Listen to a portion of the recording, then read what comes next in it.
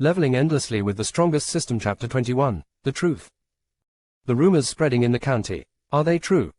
Had that boy opened his aura gate and went from nothing to the 5th stage of body tempering in mere minutes? This was said by a man with red hair and eyes. If one looks closely at his face, one will find his facial features quite similar to Arlo's.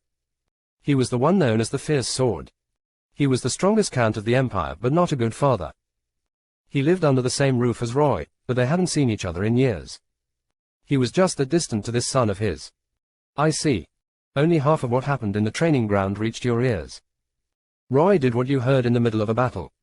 The beating he took from his opponent loosened his aura gate, helping him advance to the 1st stage of body tempering. Then, I don't know how, but he further opened up his aura gate to the midpoint and broke through 4 more levels as easily as breathing, defying all common sense. What happened next was more bewildering. He bested Yuren in swordsmanship. Yuren is the kid the eldest brought home. His basic swordsmanship was shaped to perfection under the guidance of the knights. But compared to Roy's, his sword skill was like child's play, easy to read. Roy has raised his basic swordsmanship skills to the point where there's nothing major I can criticize. Do you know what I saw when he was beating Yuren? I saw the figure of the great sun overlapping with him. Arlo had nothing but praises for Roy. Roy's attitude towards him was pretty shit. He didn't know how to act cute like a kid to win his uncle's favor. Except for that, he was excellent in every other aspect. I have heard of that boy. Arthur recommends him to me for the upcoming adulthood ceremony. Facing defeat at the hands of a failure must have been a shocking blow to his mentality. How's he doing now? Badolf had heard of Yuren, quite recently. He had a cruel temperament. Arthur had brought him home to shape him into his sword. He needed a sword that would kill for him, meaning Yuren wasn't just any cabbage on the street. Arthur had wanted to officially insubordinate him after the adulthood ceremony. But everything was destroyed by Roy. Is he for real? Arlo's eyes twitched. The Count is heartless to Roy. Roy carries the blood of Baldwin, but instead of worrying about him, he is worried about an arrogant beggar Arthur picked up from the streets. TCH. Disappointed with the attitude of his brother, Arlo clicked his tongue out loud. Badolf looked at him questioningly. What? You want to know how Yuren is doing, right? Arlo smiled pleasantly at him. He is doing very, very worse lately. I don't think he would be able to hold a sword for the rest of his life. Pretty good for a person courting death. The word fear wasn't in Arlo's dictionary. That was why he was able to be so sarcastic in Badolf's presence. Slowly but surely, Badolf's eyes widened in shock.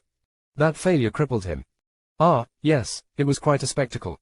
Hearing his word, Badolf smashed his fist on the table. It didn't burst apart because he had controlled his strength. However, a crack appeared in its center, which grew bigger and bigger until it broke into 2 unequal parts. He was just that ridiculously strong. Why didn't you stop him? Badolf yelled. The first one to cross the line was Yuren. And Roy only took necessary actions to make him pay the price for his atrocities. He did nothing wrong. So I had no reason to butt in. I don't like what he did. Well, I did. Arlo was intentionally getting on Badolf's nerves. It wasn't hard for the person in question to determine that. Badolf narrowed his eyes at Arlo. Do you want to receive a punishment alongside him? He said these words with a pause. You can't punch him in the face. He won a duel of honor in the presence of many knights. If you take action against him, it would be like smacking the Emperor in the face.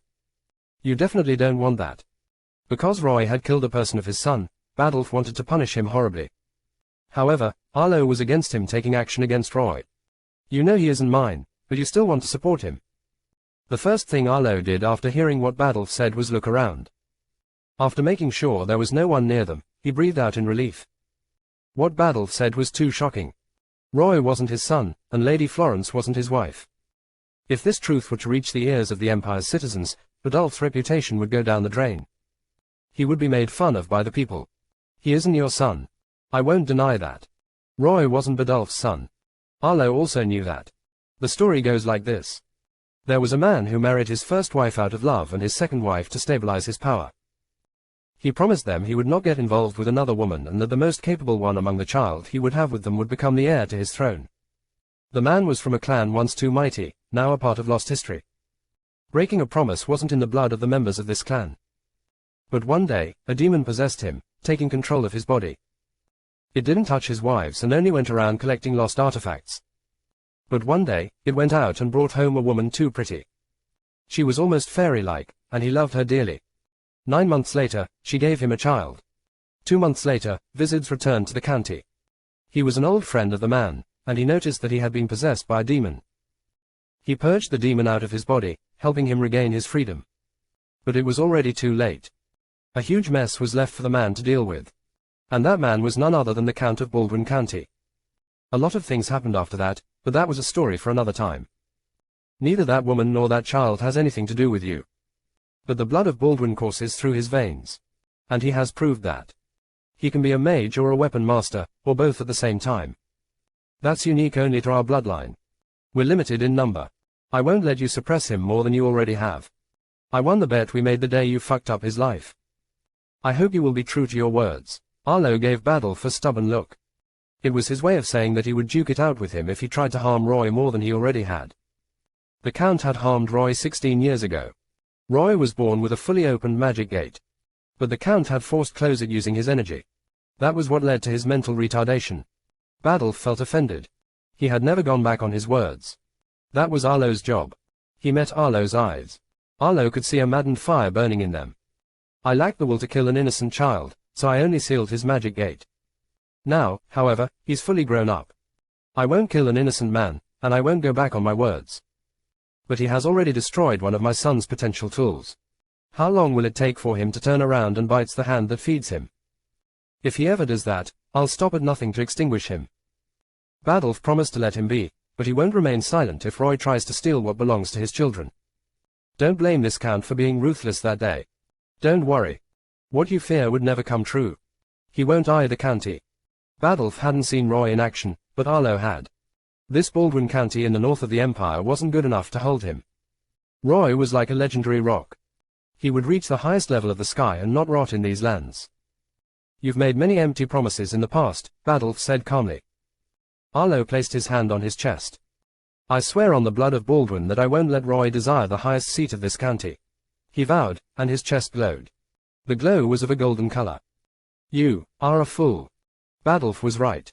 There was no bigger idiot than Arlo. He had made a promise on his aura gate.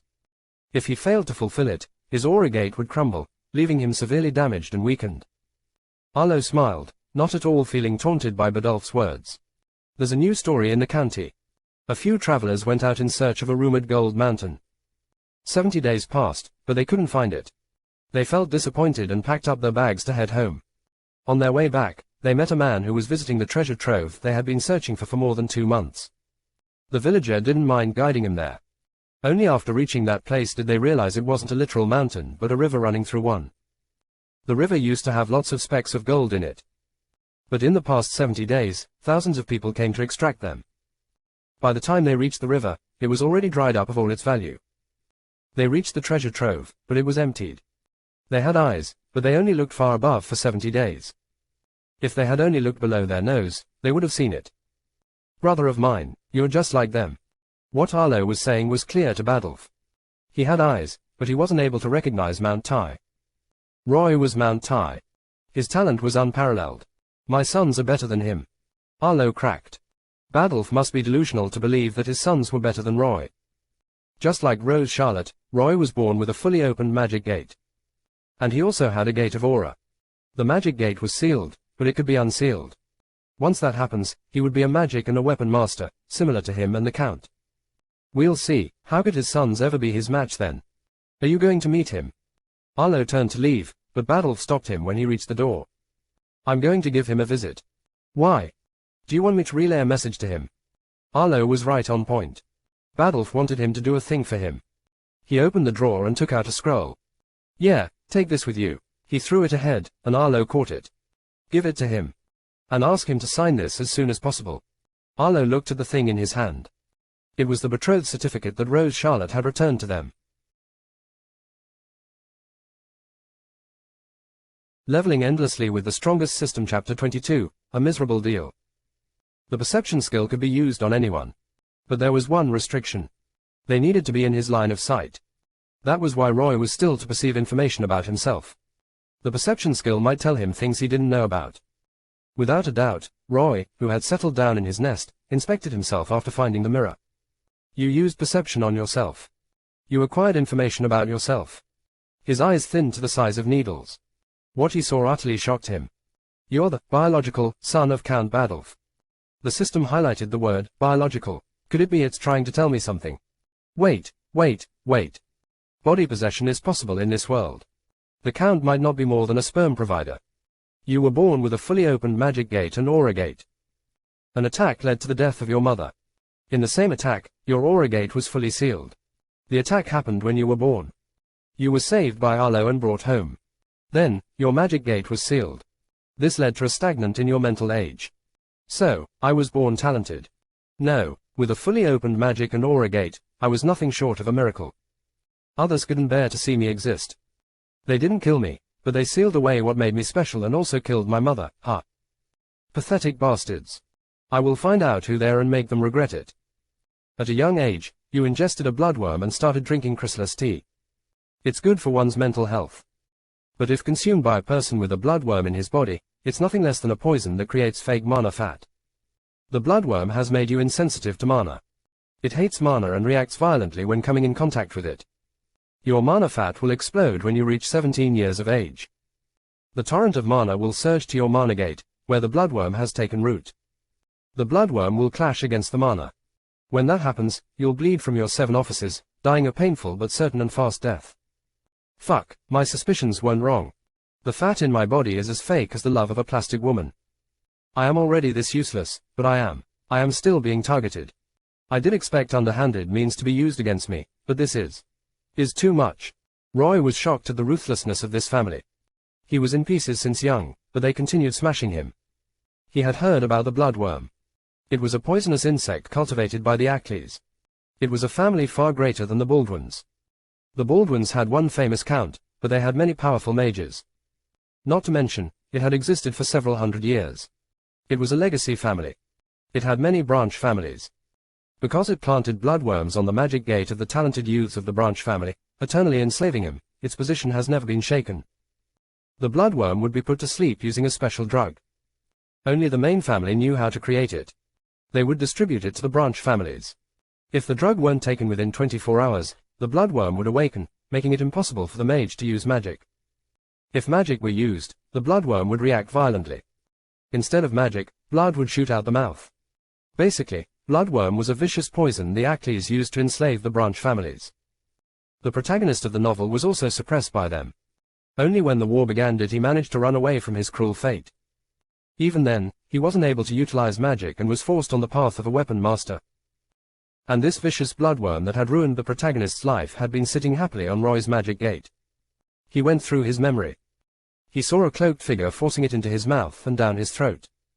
Sadly, he didn't get a good look at the person's face. But he saw them walking away. Their body was built slim and petite like a woman. Maybe it is one of my stepmothers or their maids. It was too soon to make speculations. He worried more about the mana fat and the bloodworm in his body. The chrysalis tea was rumored to treat retardation. That was a lie. It soothed the nerves, at most. But that in itself was beneficial. That was why he had been allowed to drink it. However, there was a bloodworm in his body. Chrysalis tea was its favorite food. It was bound to take a dump after eating. Its dump was the mana fat that had piled up in his body. How unusual for a worm that hates mana to discharge a sac with mana inside. The mana was trapped in a layer of thick skin. That was why the bloodworm was so far. But that thick skin had weakened over the years. It was like a dam. If one crack weren't mended in time, another would appear. The cracks would increase in number due to the pressure acting on the dam. It would one day reach a breaking point. The dam would burst, and water would come rushing out. And Roy's dam was also about to burst. He only had 3 months left. Surprisingly, Roy wasn't feeling pessimistic. Bloodworm. The protagonist had found a way to kill it later on in the novel. I have read it all the way to the end. I know a way to cure it. There was an elixir that could burn the roots of the bloodworm and force it out of the body. The protagonist had used it to free the slaves of the Ackleys, winning their support. The main family was short-lived. They weren't big in number from the very start. The branch families outnumbered them. They didn't have many loyal to them. After all, they have only ever used fear and force to control others. Amelia. Yes. A pen and paper, please. The thing Roy requested was handed over to him. He used all his brainpower to recall the recipe of the parasite killer. It took him a while, but he did end up jotting down everything about it. Now, he just needed to hand their prescription over to a competent alchemist. And Viola, he would be free of his chains. But, there is still a problem. The parasite killer was very violent. A normal human would burst after taking it. Like a balloon. Body tempering beginners wouldn't fare any better.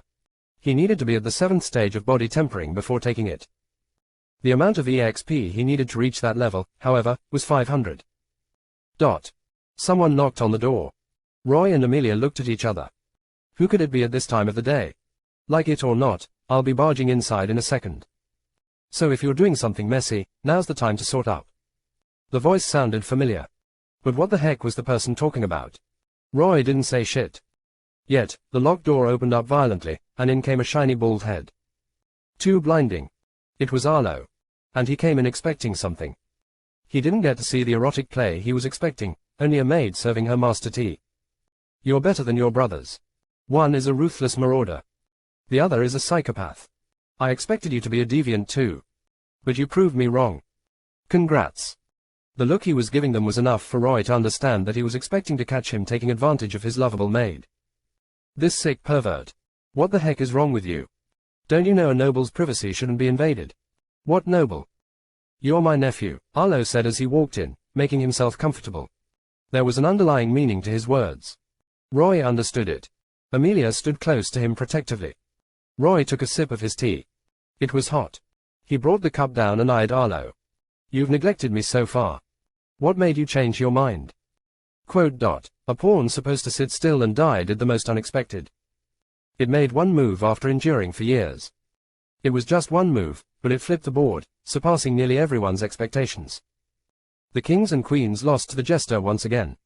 This jester you're talking about, is it me or you? Roy questioned. Arlo chuckled. PFFT. You're just a fledgling. I am the jester. You were born under an auspicious star. But your glorious fate was stolen by the kings and queens. I made a bet with the king that you'll make a comeback when everyone thought otherwise. They laughed at me, but I still went on and pawned away my relics. I was betting on you. Of course, they put a ban on me from helping you since it wouldn't be fair. You changed for the better without anyone's help. So I won the bet. So here I am. By the way, sauced wings are my second favorite.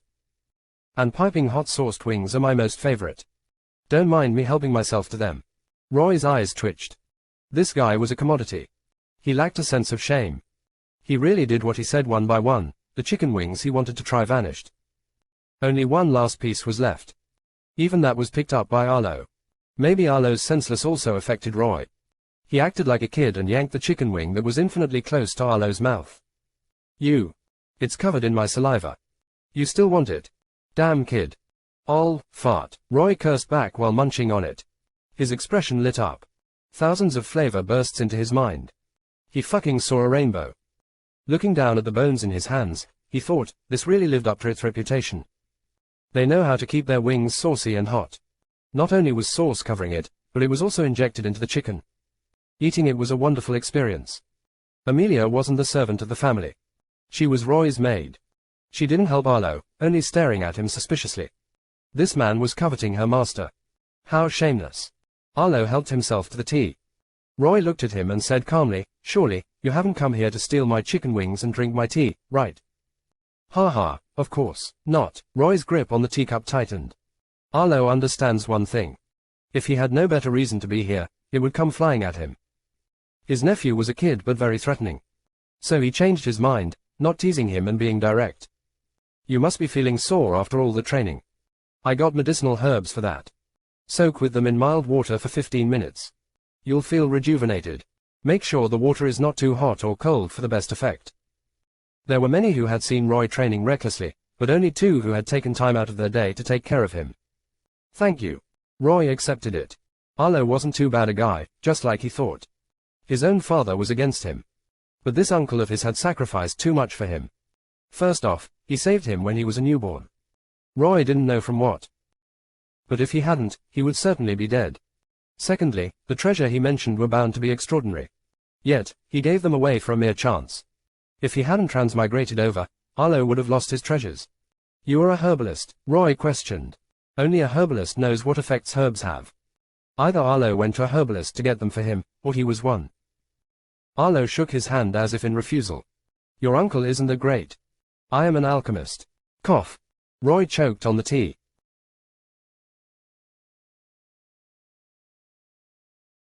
Leveling endlessly with the strongest system. Chapter 23. A bad deal, pun intended. Fuck, this guy did that intentionally. Arlo was sick in the head just like his second step brother, Roy thought. Just like how a journey of 1,000 miles starts from a single step, a person becomes an alchemist after learning everything about being a herbalist. The end of the journey for an herbalist was the start of an alchemist. Arlo was gloating to his nephew about his achievements. Roy eyed all of him. What? Uncle, I don't mean to be rude, but from head to toe, you don't look intelligent. Never judge a book by its cover. Arlo smacked his shoulder while laughing. But that was too much for Roy to bear. He wasn't a bear, so how could he bear a bear's smacks? His entire body was rocking like a boat hit by a high wave, and the bed was creaking. Are you trying to cripple me? Arlo stopped. This guy had already given me an inch. Maybe he won't mind giving me a mile. Right, Roy thought. He smiled. Arlo saw it and felt something bad was going to happen to him. I got a message from your father. He told me to give this to you. Just sign it and end your relationship with that lass. You're not worthy of her. Arlo sounded so rude that Amelia glared at him. Roy's expression also darkened. But what he said next erased the tension in the air. You're worthy of a true princess. Arlo was good at pissing people off unintentionally. Roy had to give that to him. Don't waste your time and feelings on a whore. She's to marry the son of Acles in 3 months. She just broke up with you but had already jumped ship. I wouldn't be surprised to find evidence of 1,000 logs stuck between her legs. Be respectful. There is a lady here. That's why I didn't go overboard. I don't mind.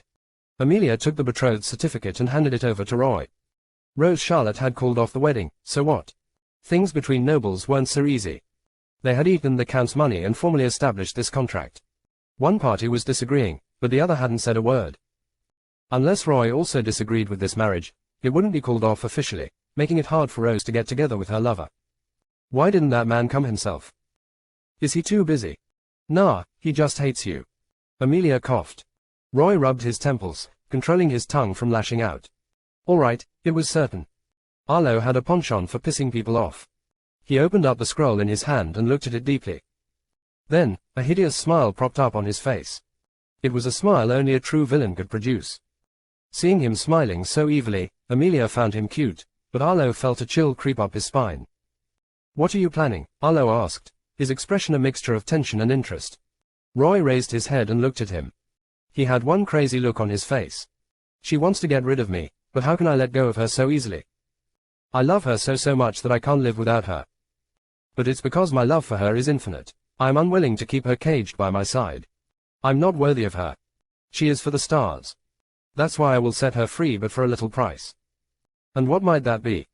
I've already written him here. Roy tore the paper on which he had jotted down the recipe of the parasite killed in half and gave it to Arlo. Arlo looked at it, and his eyes widened to the size of saucers. The shell of an iron turtle man. The flower of Genesis. The blue and yellow panacea. Water from the lake of fire. Crazy, fucking crazy. Arlo looked up at his nephew in shock and asked, why don't you just go and loot their warehouse? All the ingredients weren't unique, but they were rare. It was hard to come by them in the far west. Yet, just to break off an engagement, Roy was demanding all of them. If it were 1 or 2, it wouldn't be hard for the Charlotte family to give in to his demands. No one wanted their reputation to go down the drain. And it would be hard for their daughter to marry her lover without becoming the butt of a joke if she was still engaged to a loser. So they would have given away 2. But Roy was asking for 5.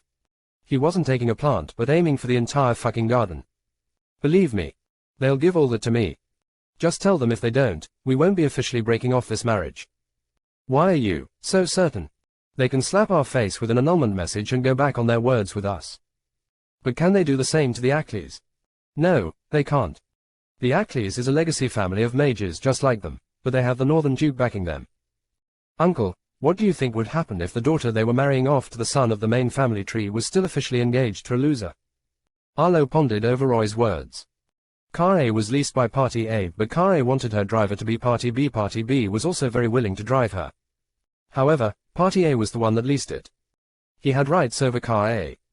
Roy was Part A, Rose was Car A, and the son of Acles was Party B. If they got married without Roy breaking off the engagement with Rose, there would be a huge trouble in the future. Oh, I see. We aren't desperate to cancel this engagement. They are. Isn't it our duty as Baldwins to take advantage of the bastards that have backstabbed us? What do you need for, though? I'll tell you. Roy came closer to his ears and whispered, after you get him to me. This brat. Arlo was speechless. I have a favor to ask. If you do it for me, I will take it as you've always been a responsible uncle to me. Roy said, crooked plans forming in his mind. A thoughtful silence took place. After which, Arlo said, I will decide after hearing you out. Muddy the recent rumors about me or stop them from reaching Rose's ears. Can you do that? Something so little, just a word from me will be enough. Why, though? If she knows I've changed for the better and advanced to the 6th stage of body tempering, she might jump ship again and force herself on my lap. I definitely don't want that to happen. But don't you love her? I was being sarcastic. Wait, what did you just say? Muddy the recent. No, not that. I've changed for the better and advanced to the 6th stage of body tempering. You're at the 6th stage. When did you reach it? Roy had reached the 5th stage of body tempering at the training ground. But now he was at the 6th stage. How did he level up again in such a short time? After I returned, I advanced by a level. You know how the world is awake. Maybe it's blessing me for my efforts. Roy farted out of his mouth. Bullshit. The world was alive, and it loved to bless the hard workers and the capable. But when in God's name did walking to and fro from the Count Manor to the training ground become an impressive feat? Arlo's worldview was shattering. Arlo wasn't done overreacting, but Roy continued, secondly. There is more. Yeah, I want you to promise that you'll fulfill 3 wishes of mine. Do I look like a genie to you? No way. How about 2? Only 1. Take it or leave it. This was what Roy had been aiming from the very start. Roy shook his hand forcefully. It's a deal then.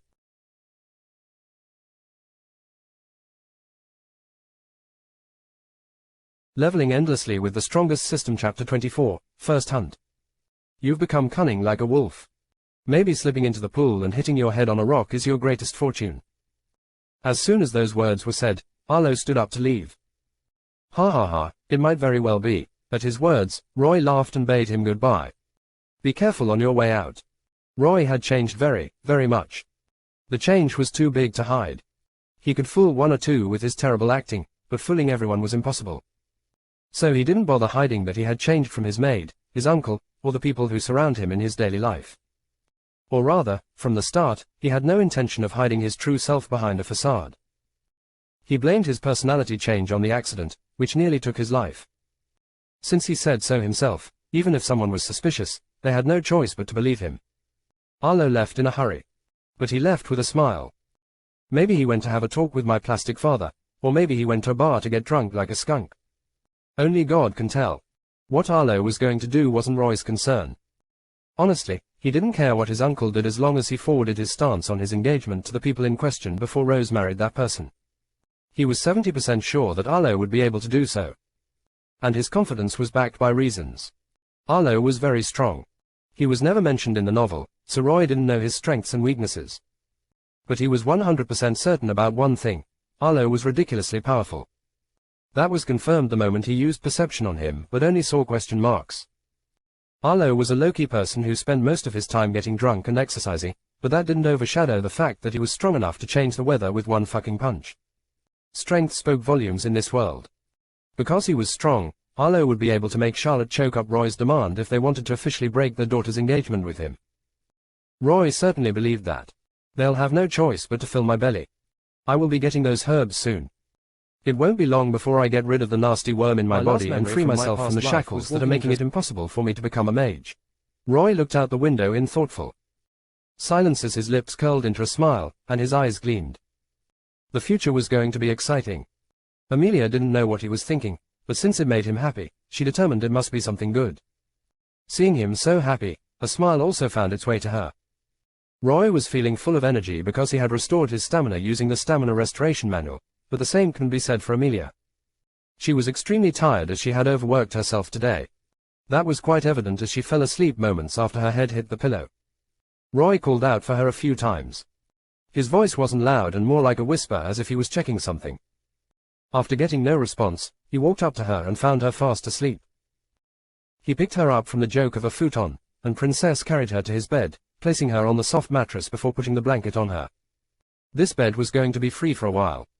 It was better for Amelia to sleep on it than an old futon that was sticking close to the floor and absorbing its coldness. Roy turned around to leave, but someone grabbed the cuff of his shirt. Who could it be if not Amelia?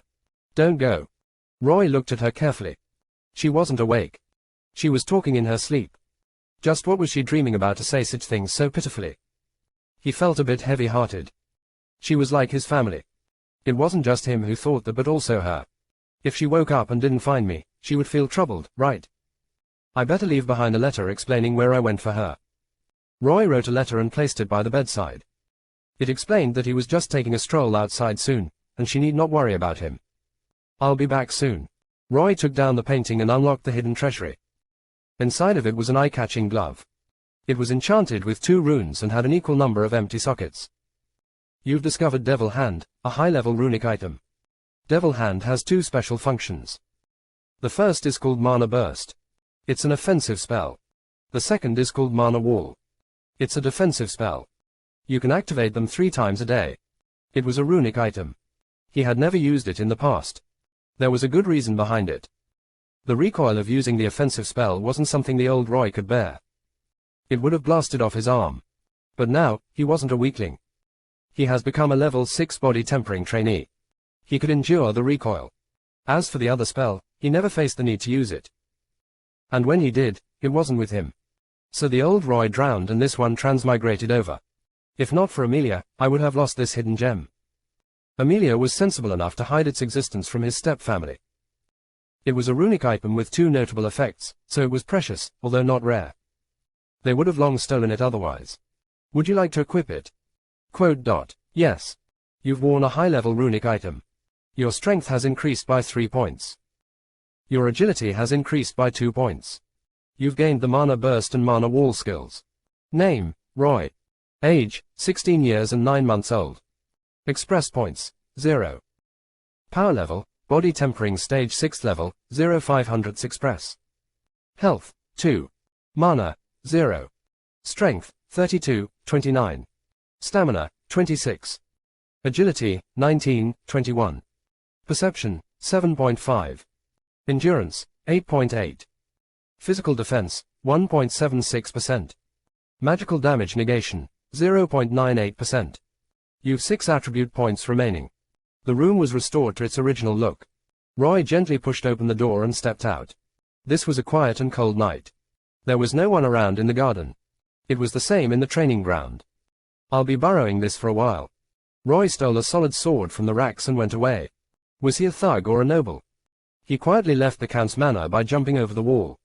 After taking only 10 steps, he was stopped by a barrier. It was dome-like and stopped any intruder from entering or leaving. The house member each had a command emblem that could open a way out of this barrier. Roy pulled out his own and gently tapped the barrier with it. A sizable hole opened up in the barely visible barrier. Roy stepped out, and the barrier blurred out of existence in his eyes. The barrier's shape could be outlined from the inside, but it was invisible to mortal eyes. The streets were exceptionally dark. He didn't encounter a soul as he traveled through them. Without anyone knowing, he took to the snowy mountain behind the county. It was the outskirts of the great forest that ran through the empire. Powerful monsters didn't inhabit this part of the forest. Coming across a monster above level 10 could be counted as a person's fortune or misfortune. For Roy, it might be the latter. The cold wind roared fiercely, but Roy rushed into the depths of the snow-capped mountains fearlessly. It was either do or die. The further inside he went, the lower the temperature. In the depths of the snowy mountains, one would shiver uncontrollably due to the cold, but Roy didn't show a single sign of discomfort. The bodily warmth of a 6th-stage body tempering trainee and the layers of thick clothes were doing their part to ward off the cold. Your stamina has decreased by a point. Your stamina has increased by half a point. As he was using extra force to move about in this place, his stamina decreased rapidly, but he was offsetting half of it using the stamina restoration manual. It couldn't have been more than 3 minutes since he entered the depths, but a tingling feeling crawled up his spines. The hair on the back of his head also stood up. It was impossible for him not to guess what was going on. Danger. A faint and indistinct cold light shot out from the darkness behind him. Just as it was about to reach him, Roy spun around, his broad sword swinging through the air in a perfectly horizontal slash. No one knew when the sword left its scabbard. That was just how fast he pulled it out. It was out in the open in the instant of a second. Pa! The surface of the sword slapped something solid. It was sent flying away.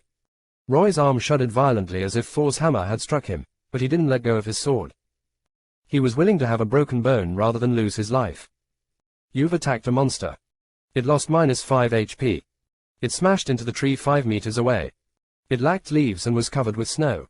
Thud. Roy's eyes turned to the source of the sound. Arrowhead snake. The creature that attacked him had a head shaped like an arrow.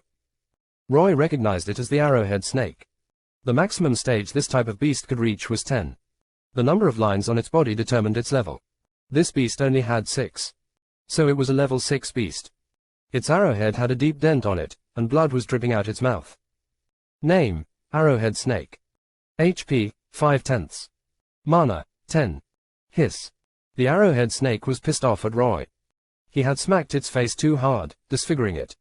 It wanted to do nothing more than devour him whole. It directed a venomous gaze his way. In return, Roy angered it further by showing his teeth. It curled its body. It's coming. An instant later, it shot out like an arrow, aiming to claim his life. They were 8 meters apart, but it covered that distance in an instant and appeared before Roy with a mouth wide open. But this time, he was ready for it.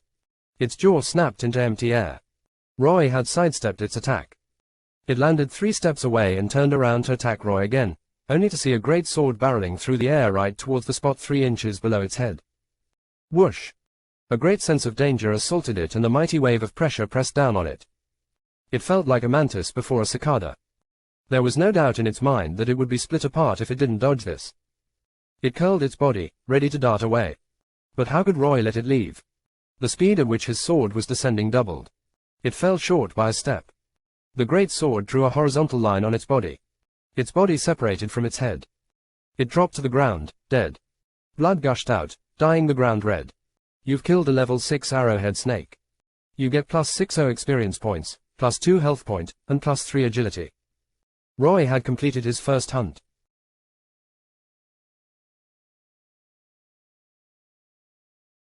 Leveling endlessly with the strongest system. Chapter 25, Snow Wolves. The arrowhead snake was a level 6 magic beast. There was no doubt in Roy's mind that its body was a treasure. As for what part of its body were valuable, wouldn't he find out after inspecting it? He directed a gaze of scrutiny towards the 2 parts of its body. You've inspected the corpse of the arrowhead snake. Following items are found in it: arrowhead, blood, and poison sacs. Arrowhead snake's arrowhead. Its sharpness is comparable to a finely crafted arrowhead, and it is no less durable than steel. The merchants of the Empire would be happy to buy this item. As there's a remarkable dent on it, you may find it hard to sell it at the market's price. Merchants and blacksmiths were always on the lookout for this part of the arrowhead snake's body as it was good for making weapons and kitchen items. Arrowhead snake's blood. The arrowhead snake may be poisonous, but its poison sacs contain its poison, stopping its poison from entering its bloodstream. You've killed it without puncturing its poison sacs. Its poison hadn't entered its bloodstream. Its blood doesn't contain any poison. Hence, it's a delicacy that humans and beasts alike can enjoy. The magic chef of the Empire would be happy to buy this item. Since it contains no poison, you may be able to sell them above the market's price. Arrowhead snake's blood was an ingredient used to make the crimson soup. It was famous among the locals. But a few too many people liked to enjoy it raw. Arrowhead snake's poison sacs. They contain several drops of paralyzing poison each. Assassins of the Empire would happily buy this item. Mages dabbling in the art of poison might be interested in it. Arrowhead snake's poison sacs was popular among hunters. It made hunting easier. Your perception skill has come closer to advancing to the next level.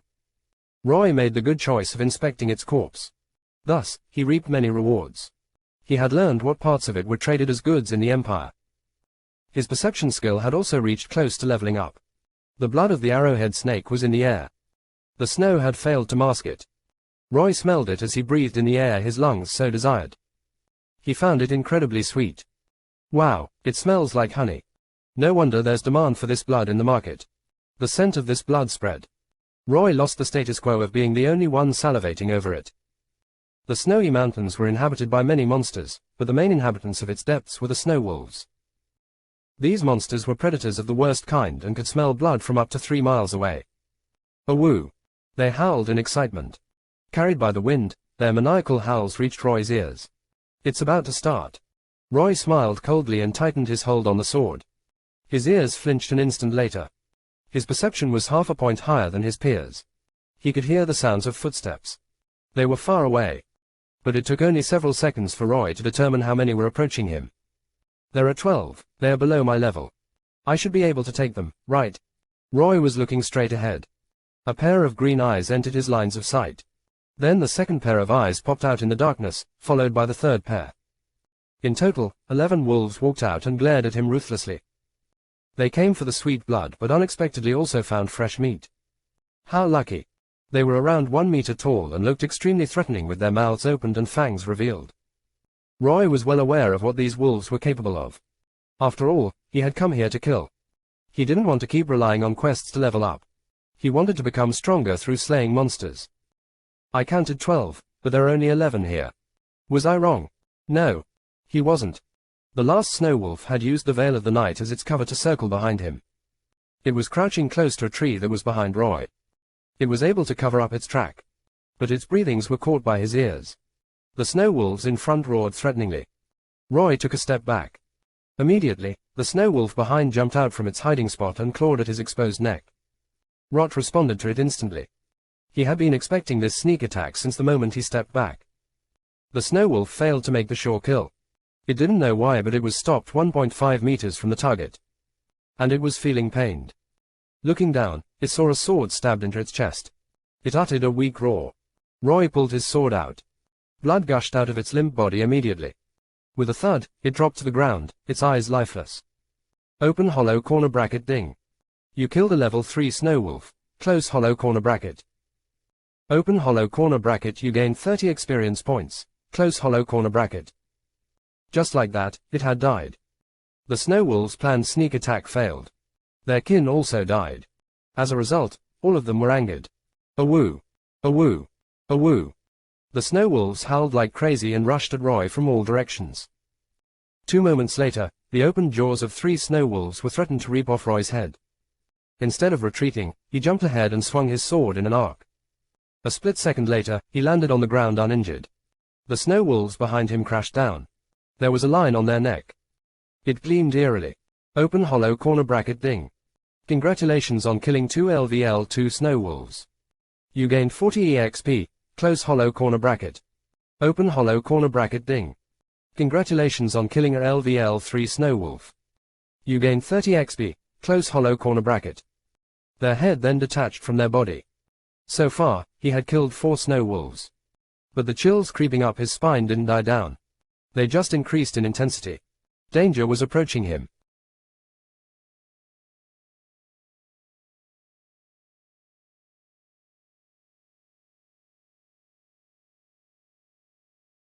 Leveling endlessly with the strongest system. Chapter 26, Snow Wolf Leader.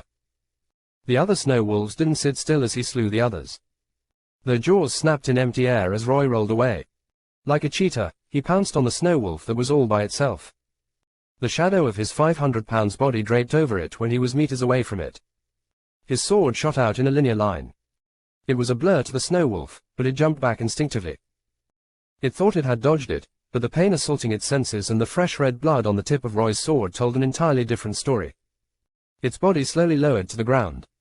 With a punctured heart, it didn't have long to live. So it pounced on Roy again, saliva and blood dripping out its mouth. It tried to take him down with him. It had put all its dimming strength into this attack, but its target sent it flying backwards with a kick to the chest. Its heart burst, signifying its end. Open hollow corner bracket ding. You've killed a level 7 snow wolf. You gained 70 EXP, plus 3, A, G, T close hollow corner bracket. Its sacrifice didn't go to waste. From the very start, the snow wolf didn't think Roy would go down with it. Its last-ditch effort was solely to stale him so that the other snow wolf would get him. Before he noticed it, a snow wolf had reached infinitely close to him. If not for the tingling feeling in the back of his head, he would have never realized that his shoulder was under the threat of being a bit off by a wolf. This snow wolf's jaw didn't snap in empty air. Blood gushed out, but this blood, it didn't belong to a human. What the heck happened? Open hollow corner bracket ding. You've killed a level 8 snow wolf. You gained 80 EXP, plus 4, A, G, T close hollow corner bracket. This snow wolf died without knowing how. Roy had killed it by thrusting his sword behind him from under his armpits, straight into its wide-opened mouth. His sword had pierced the front of its skull and shot out from the back of its throat. The sad part in all this was that on top of blood dirtying his robes, there was now a rip in his clothes. Roy wasn't as good with handling his swords as he thought. I'll have to trouble Amelia to sew it back to perfection. The snow wolves didn't give him any chance to rest. 2 attacked him from the sides. 1 attacked him from the front fearlessly. Roy let go of his sword. As it dropped, he kicked it with the full strength of a level 6 body tempering trainee. Whoosh! It blasted through the air and smashed its head. Not only did its march come to a halt, and its head burst open, but it was also blasted towards a tree. Open hollow corner bracket. You landed an overhead strike on the snow wolf. Extra damage was dealt to it. It lost 7 health points. It has 3 health points left. Your attack inflicted it with the bleeding debuff. Every 10 seconds, it would lose 1 HP. It was bleeding profusely as its back smashed the tree. Roy didn't have time to give a damn about it. 2 claws were inching close to his oversized body. His hands shot out. His agility was 10 points higher than these wolves. He was far faster than them. He grabbed them by the necks. Pop! Pop! The unpleasant sound of bones shattering rang out. Their claws stopped inches away from him. By putting more force in his grip, Roy had twisted the necks mercilessly. It was either they died or him. Open hollow corner bracket. Ding. You killed 2 snow wolves of the 4th level with style. You gained 80 express. You gained 100 additional express for killing them with style. Close hollow corner bracket. The stats of these wolves are 10 or so points lower than me. It isn't just them. Even trainees at the same level don't have stats as high as mine. I'm far stronger than others at my level. They were around his level, but he still easily broke their neck because he was far stronger than them. Roy's stats were equal to a level 10 beast, while they were merely at the 2nd to the 8th level. They definitely didn't stand a chance against Roy. What the heck? He hadn't dealt with all of the 12 wolves that had attacked him. A few of them were still left. But another group of wolves had come to reinforce them. Roy's expression lit up. Why am I fretting about this? They are free express for me. I should be happy seeing so many of them. Roy laughed and rushed ahead, grabbing his sword. He gave an eventful strike to the severely injured snow wolf that was in its last breath, killing it. Open hollow corner bracket. Ding. You cruelly killed a monster that was going to die in a few seconds anyway. You gained 90 express. You acquired the Young Lord of Cruelty title. All your basic stats has increased by 1. Close hollow corner bracket. That was quite unexpected. Roy didn't think the system had the ability to bestow his special titles with effect. The title he got was blue in color, and it sounded impressive. He happily accepted it. Level up. Open hollow corner bracket. Ding. Congratulations on leveling up. You've reached the 7th level of the body tempering. 70% of the innate aura behind your gate has been used to temper your body. Your physical conditions have improved significantly. You can now sense the world energy. Your world energy sensitivity is at 10%. Close hollow corner bracket. The 7th stage of body tempering was the hardest to reach. Acquiring such a state was a dream of many, but how many have achieved it? At this stage, one can sense the world energy. They can absorb it into their body, refining it into aura. This aura was used to charge supernatural skills that surpassed the norm. It can be said that at the 7th stage, one comes in contact with the supernatural for real. Open hollow corner bracket. You gained 1 stat point and 1 skill point. Close hollow corner bracket. So far, I only had super strength, but now I can also use supernatural sword arts. He needed to learn one first. Come, Roy taunted the snow wolves before running away. He hid behind a thick tree that was wider than himself. The snow wolves were sensory creatures. Their eyes were sharp, but their nose was even sharper. They were dependent on their nose. The good news for Roy was that the smell of blood in the air was so thick that it had masked his own scent. They didn't know he was hiding behind a tree, just waiting for them to step out. 2 rushed out from each side. Whoosh! A cold ray of light flashed in the air, moving from the east to the west. Spurt! 2 snow wolves were beheaded under the cloudy sky, their blood splashing on the snow. Keek! Yah! 6 more attacked him. But he knocked them into the air by slapping their hideous faces with the surface of his thick sword. Without stopping, he jumped up, following after them. In mid-air, he used all his strength to make his body spin around. As his body moved, so did the gigantic 2-meter sword in his hand. It was swung around, its sharpness piercing through the thick flesh of the snow wolves and chopping them apart in 2 pieces. They fell into the snow as their waist separated from their body. Roy didn't only gain a few hundred experience points for killing them, but also gained an additional 200 express for killing them with style. The thick scent of blood drew more and more snow wolves out of their hiding place. He had no time to rest. Open hollow corner bracket ding. Congratulations on advancing to the 8th level of the body refinement realm. Close hollow corner bracket. Open hollow corner bracket. Your world energy sensitivity has increased to 30%. Close hollow corner bracket. Open hollow corner bracket ding. Congratulations on advancing up to the 9th level of the body refinement realm. Close hollow corner bracket. Open hollow corner bracket. Your world energy sensitivity has increased to 50%. Close hollow corner bracket. Open hollow corner bracket ding. Congratulations on advancing to the 10th level of body tempering. Your world energy sensitivity has increased to 70%. Close hollow corner bracket. Open hollow corner bracket. Your aura gate has fully opened. Close hollow corner bracket. Open hollow corner bracket. Your health point has increased to 10 points. Close hollow corner bracket. Open hollow corner bracket. Your strength has increased to 46 points. Close hollow corner bracket. Open hollow corner bracket. Your agility has increased to 38 points. Close hollow corner bracket. Open hollow corner bracket. Your stamina has increased to 42 points. Close hollow corner bracket. After killing the 68th snow wolf, Roy successfully tempered his body to the peak. The speed at which I went from level 0 to level 10 is unparalleled. Forget about the county.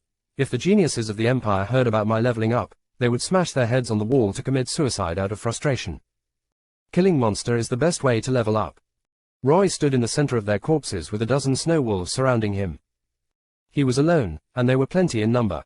Yet, the one afraid wasn't him but the snow wolves.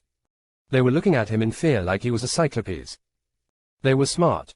They had proven it by repeatedly sneak attacking him and coordinating their attacks. They were equally proud, however. Roy had shattered their pride and made them fear him by killing dozens of their brethren. Now, they were afraid of him. Roy's eyes widened. He saw something unbelievable. The snow wolves tucked their tails between their legs and turned around to make a run for it. AWOOO. They hadn't taken 3 steps when a howl reaching for the moon intimidated them to come to a stop. Roy looked up, and his eyes narrowed. A bigger trouble has come.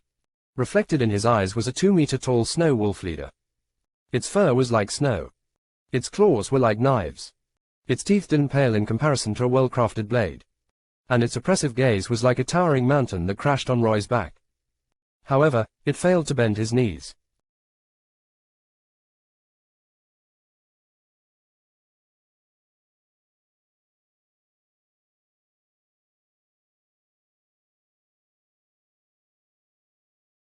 Leveling endlessly with the strongest system. Chapter 27. Roy vs. Snow Wolf Leader. All the killing had lured out the Snow Wolf Leader. It was a level 10 monster of the first stage. It was 98 years old. Its human age was 9 years and 8 months. It was quite young. It has lived for less than 10 human years, but it had reached a stage equivalent to the 10th level of body tempering. Snow wolves weren't talented. Either it had a fortuitous encounter, or all the resources of this pack were fed to it. Their eyes met. At this moment, the system's notification rang in Roy's mind. Open hollow corner bracket. The quest, Avenge the Dead, has been generated. Close hollow corner bracket.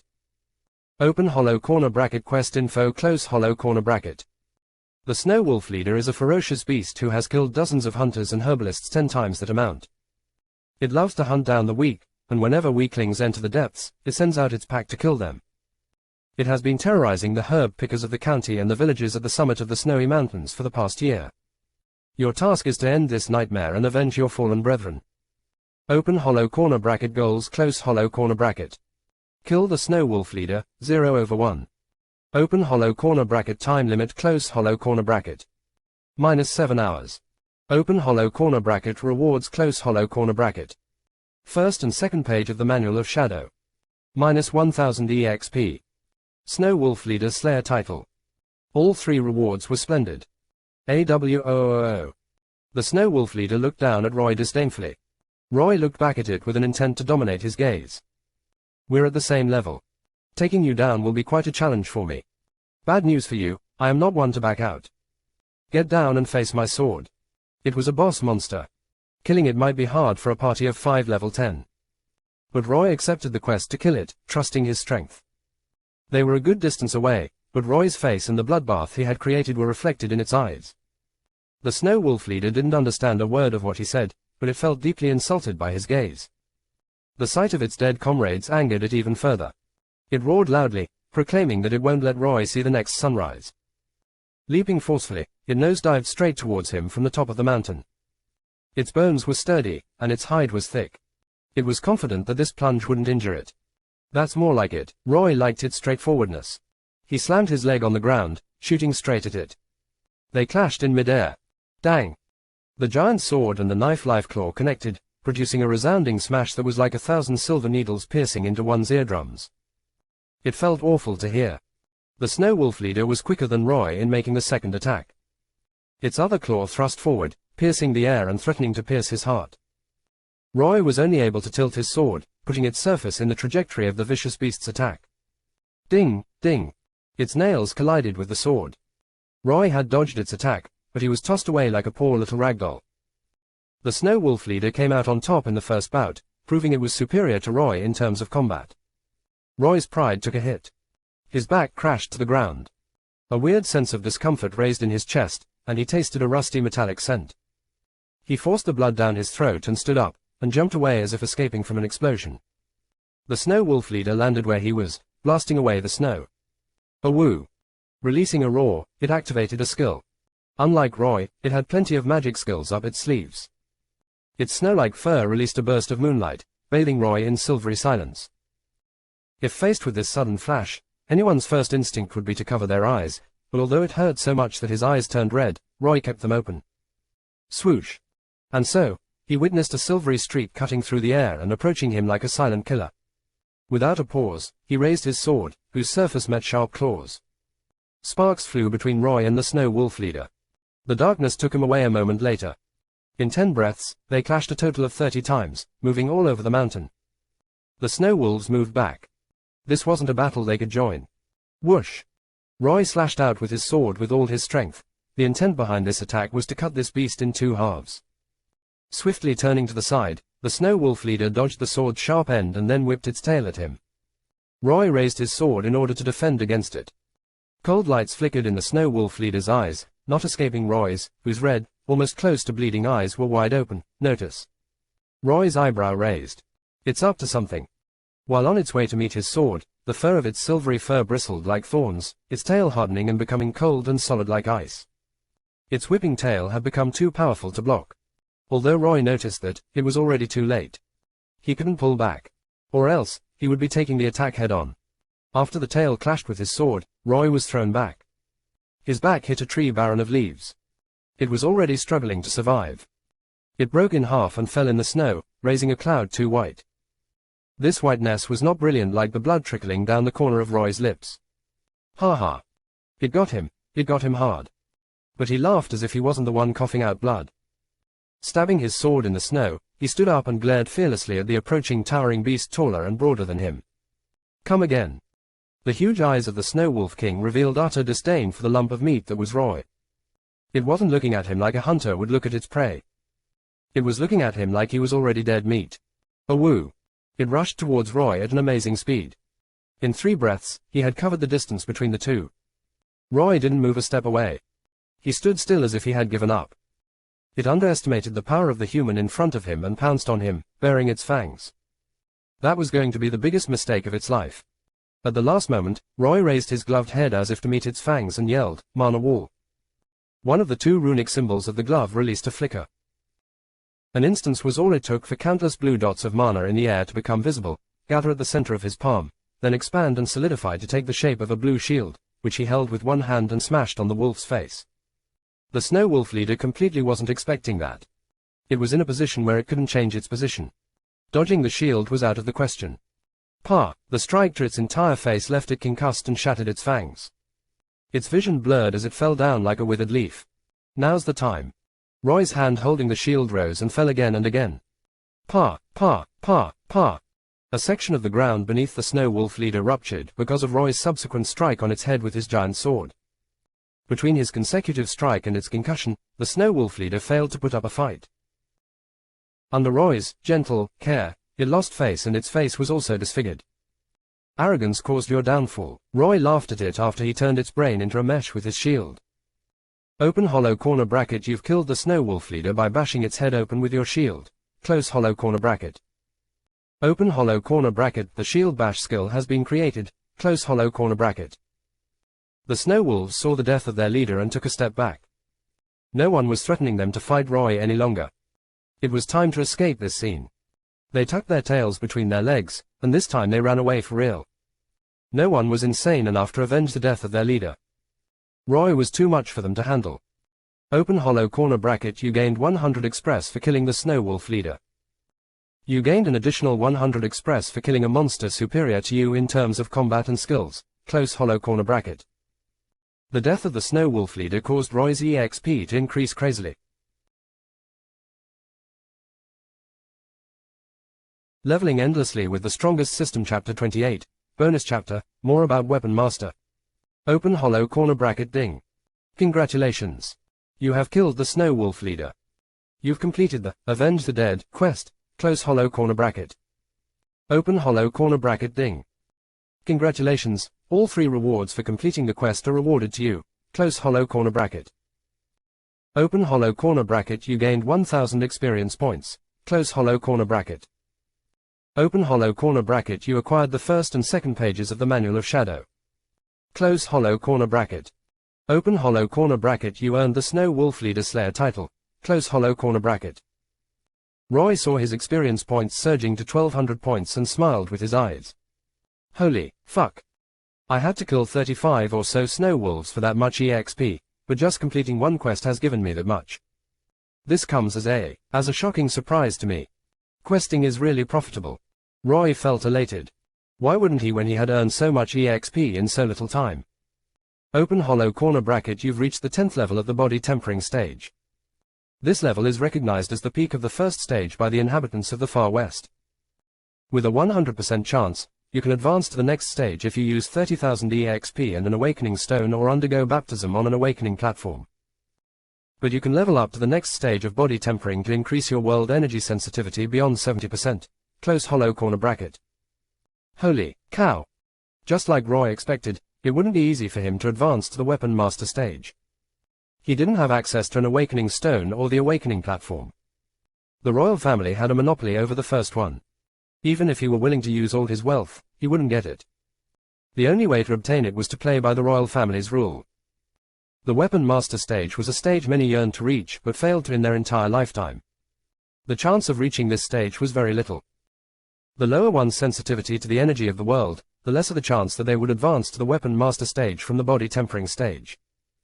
If they failed to advance, it would become harder for them to advance, as not only would they find it harder to sense the world's energy, but they will also be injured. I don't have to worry about all that. I am pretty sensitive to the energy of the world. The chance of me successfully reaching the next stage is 70%, nearly 2 times higher than the chance of failing to break through and being stuck in the first stage. Furthermore, I can increase my success rate to 100% using the system. I just need to level up. Roy moved his gaze, concentrated it on the express bar, and willed himself to level up. Immediately, the system's message appeared in his vision. Open hollow corner bracket. Would you like to advance to the 11th level of the body tempering stage? Close hollow corner bracket. Open hollow corner bracket. It'll cost you 1100 express. Close hollow corner bracket. Honestly, even if his sensitivity to the energy of the world increased by 1%, he wouldn't regret it. Why? The higher one's world energy sensitivity, the faster they can absorb the energy of the world from their surrounding, refine it into aura, and channel this aura into their normal moves to transform them into something supernatural. It just didn't increase the chance of advancing to the next stage. Level up. Open hollow corner bracket. Ding. Congratulations on advancing to the forgotten 11th level of body tempering. Close hollow corner bracket. A torrent of warm energy entered Roy's body. He felt like a toddler who was hugged by a gentle mother. He only got to experience this feeling for 3 seconds. But in this short amount of time, he had undergone tremendous changes. Open hollow corner bracket. Your stamina, agility, and strength have improved. Close hollow corner bracket. Open hollow corner bracket. Your strength stat has increased to 50 points. Close hollow corner bracket. Open hollow corner bracket. Your strength has reached the peak of 1st grade. Close hollow corner bracket. Open hollow corner bracket. You won't be able to increase it any longer until you reach the 2nd stage. Close hollow corner bracket. Open hollow corner bracket. Your world energy sensitivity has increased to 80%. Close hollow corner bracket. Open hollow corner bracket. There has been a significant change in the requirements to advance to the next stage. The experience points have decreased to 2000. Close hollow corner bracket. A total of 10% increase. It's far more than he thought. Wait, doesn't that mean my world energy sensitivity will be at 100% if I level up twice while remaining in the body tempering stage? A 100% world energy sensitivity. That's equal to the Great Sun Emperor. His gaze of interest was carried to the other reward, and his eyes widened. The Snow Wolf Leader Slayer title didn't increase his stats, but it increased the damage he would deal to snow wolves by 30% and any mammal below level 11 by 10%. On top of all that, it granted him the Fear skill. He could use it on any monster to frighten him to a standstill for half a second to 3 seconds. The duration depended on the willpower and level of the monster. For example, it could fail if used against a courageous monster higher level than Roy. But it would be extremely effective on a cowardly monster below Roy's level. This title was too good. Roy immediately equipped it. Open hollow corner bracket. Ding. You can only equip one title at a time. Do you want to take off the Young Lord of Cruelty title and equip the Snow Wolf Leader Slayer title? Close hollow corner bracket. Ah, shit. The Young Lord of Cruelty title increased his basic stats by 1 point. Its color wasn't as vibrant as the bright violet color of the other title, and although it was good, it wasn't as good as the Snow Wolf Leader Slayer title. Roy quickly made up his mind and decided to go for the greater good. Drit. Open hollow corner bracket. Ding. You've taken off the Young Lord of Cruelty title. All your basic stats decreased by 1. Close hollow corner bracket. Open hollow corner bracket. Ding. You have equipped the Snow Wolf Leader Slayer title. You gained the Intimidation skill. For it to work, you need aura. All the damage you would do against mammals will be increased by 10%. All the damage you would deal to snow wolves will be increased by 30%. Close hollow corner bracket. Nothing comes for free, Roy thought so after realizing he needed aura to use intimidation. Roy was silent for a moment. My aura gate has fully opened, and I've gained access to my inner world. All the aura inside was used up to nourish and strengthen my body, causing it to go barren. So I don't have any aura left in my body. But, I have a way to fill up the barren land with aura. Roy turned to the last reward. The first part of the Manual of Shadow, which was made up of only 2 pages, was a technique for sensing and absorbing world energy, refining it into aura, and channeling it into attacks. It was the thing Roy was lacking the most. Open hollow corner bracket. Would you like to learn it? It will cost 2 SP, close hollow corner bracket. Roy had gained 10 skill points so far by leveling up 11 times, but he hadn't used a single one as he had normal skills, and he didn't want to waste his precious points on them. But the Manual of Shadow was a technique he wouldn't regret using skill points to learn. Yes, Roy immediately said. Open hollow corner bracket. Ding. Congratulations. You've learned the first part of the Manual of Shadow in exchange for 2 skill points, close hollow corner bracket. A lot of information drilled into his mind. He closed his eyes, absorbing them.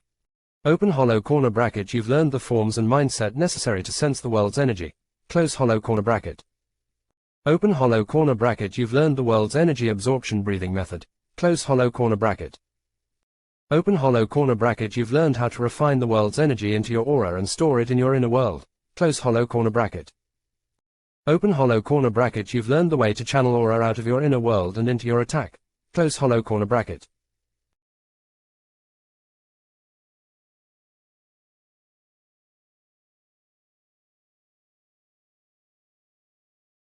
Leveling endlessly with the strongest system. Chapter 29, Returning.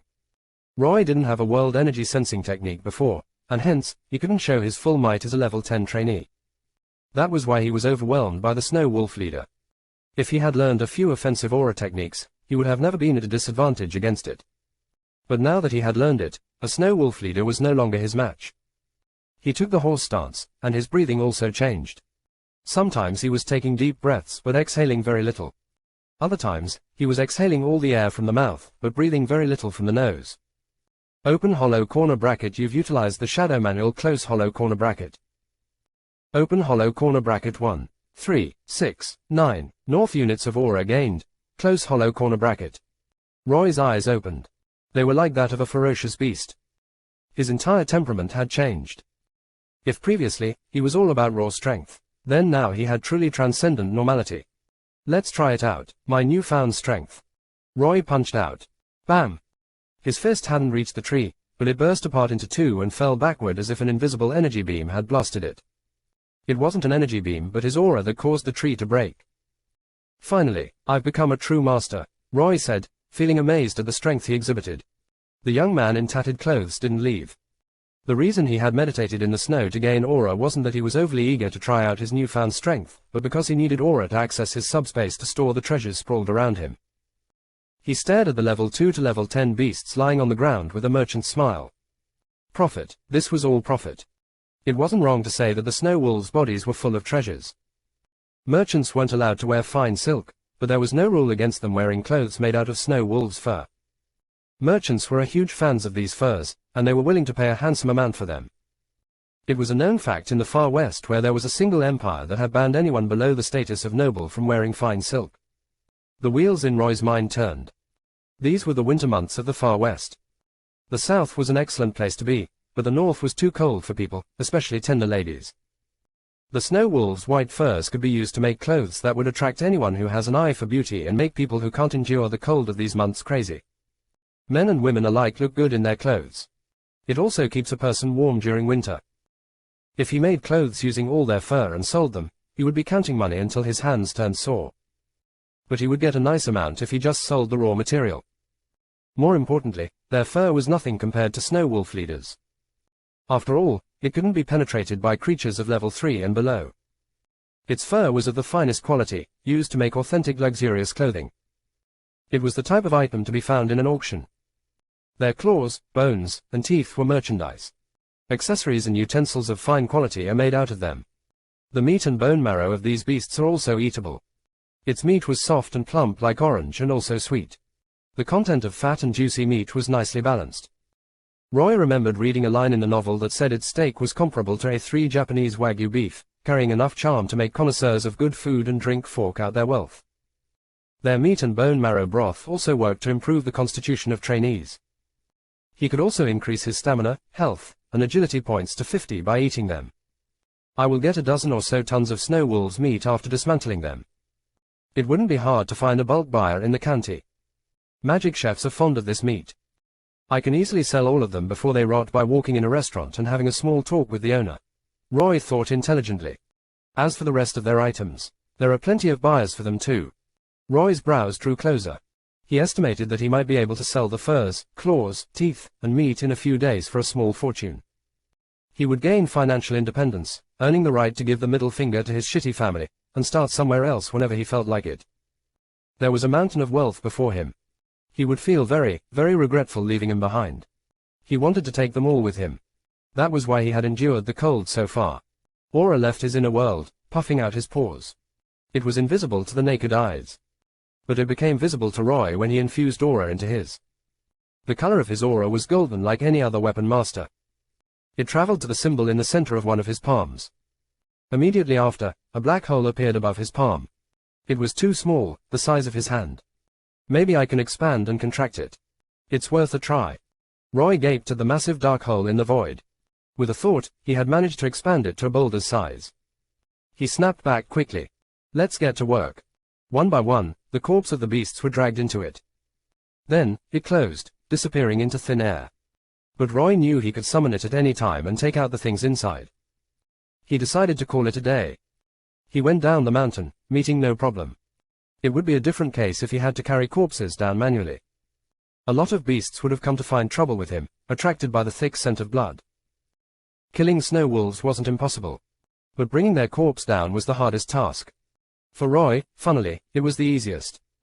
By the time he reached home, it was already morning, and Amelia was anxiously searching for him.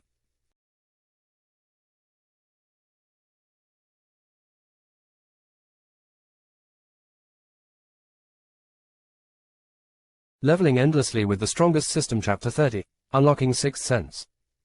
Roy failed to hide it from her. She had chanced upon him when he had snuck back into his room. Seeing him in tattered and bloody clothes and wounded was enough to give her an idea of where he had been. She gave him an earful before realizing that he was her master and she was his maid, and it was not in her rights to lecture him about what he should and shouldn't do. So she apologized to him and gave him the silent treatment. Her anger didn't go anywhere. She had raised this bastard for 16 years, but what did she get in return? A silent betrayal. He could have died outside, and she would have never known. She was going crazy for his sake because he had left without a word, going crazy trying to find him or any clue as to where he might be. He left without a word, not even considering it important to tell her he would be risking his life to hunt beasts in the wild. Did he consider her important, or was it only her imagination? Roy felt bad because of the way she was treating him. He told her he had left behind a way for her to know where he was, but she said he was lying. The letter he left was nowhere to be found. Roy searched for it and found it under the bed. Amelia's watchful eyes were on him as he grabbed it out. He had left the letter in plain sight, but a cold wind had blown it under the bed, creating this huge misunderstanding. He showed her the letter he had left for her. Only after reading it did she find out she had misunderstood him and calmed down a little. Roy grabbed Amelia's arm and made her turn towards him. He was not too hard, nor was he too gentle with his actions. Their eyes met. Now, can you stop being angry at me? Roy didn't have anyone to talk to except her. Arlo had left the county for some reason. No one, not even the Count, knew where he had gone. Amelia was the first person he had encountered in this world. She was the first to whom he had opened up. He wanted their relationship to stop deteriorating and go back to normal. Amelia took a deep breath, calming down her nerves and spitting the anger out. You've misunderstood me. I'm not angry at you. How can a maid be angry at her master? I just hope you can take care of yourself better. Do you know how terrified I felt when I saw you covered in blood? My heart stopped beating for a while. If not for you telling me that it wasn't yours but someone else, I would have fainted. I know you want to gain real experience to sharpen your sword like any other knight, but please don't risk your life. There's a person whose life means not much without you, who will always be waiting for you. Please take into consideration said person's feelings, my master. She kneeled on one knee, showing her absolute loyalty to Roy. Roy was silent for a while. This wasn't a novel or a fake world. Amelia was a real person. She was loyal to him, but also overly protective and concerned when it comes to him. That was the instinct of a mama bear. She would never like to see her cub going into danger when she had told him not to. I can't promise you anything, Roy said, helping her stand up. Amelia's expression fell, and she didn't dare to look him in the eyes. She lacked the courage to. Just to look at her downcast face was enough to tell him what she was feeling. He sighed, walked away, and continued, I don't want to make empty promises to my only friend. Amelia's expression brightened up. She looked at his back hopefully. He caught the sight of her from the corner of his eyes. The look she gave him was saying, I mean much to you, so you don't want to lie to me. Roy turned towards her, but he didn't nod or shake his head for a while. Did he care for her or not? That was hard to say. She was the only ray of light for the old Roy, but to this one, who was a mixture of two souls of two different people, she meant something else. To old Roy, she was a capable maid and like a mother.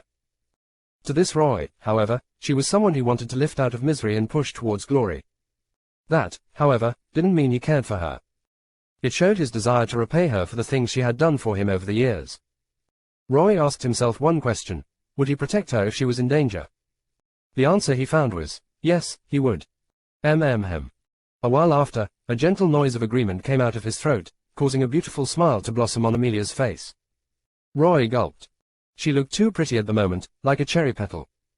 He looked away immediately. Aying this pretty-faced maid wasn't his intention nor desire.